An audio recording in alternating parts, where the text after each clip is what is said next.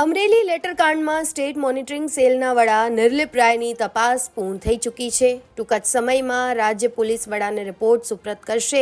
જો કે ચર્ચા એવી છે કે લેટરકાંડમાં એવું મુખ્ય તારણ બહાર આવ્યું છે કે પોલીસની શંકાસ્પદ ભૂમિકા રહી છે.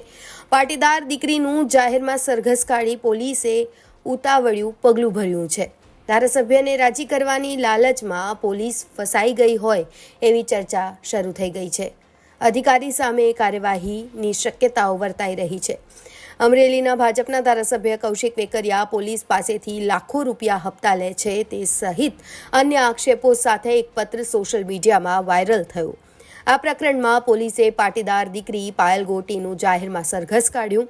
રાજ્ય સરકારે સમગ્ર પ્રકરણની તપાસ નિર્લિપ રાયને સોંપી અને અંતે હવે એવું જણાઈ રહ્યું છે કે પાસાઓની તપાસના અંતે નિર્લિપ રાય હવે ટૂંક જ સમયમાં ડીજી વિકાસ સહાયને આખો રિપોર્ટ સુપ્રત કરશે. આ રિપોર્ટનું તારણ એવું છે કે ઉચ્ચ અધિકારીની સૂચના વિના મહિલાનું જાહેરમાં સરઘસ કાઢી શકાય નહીં.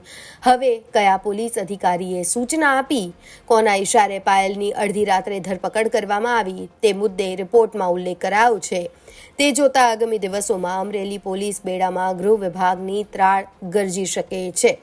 3 પોલીસ કર્મચારીઓને તો સસ્પેન્ડ કરાયા છે. હવે પોલીસ અધિકારીઓ સામે પણ કાર્યવાહી થઈ શકે છે.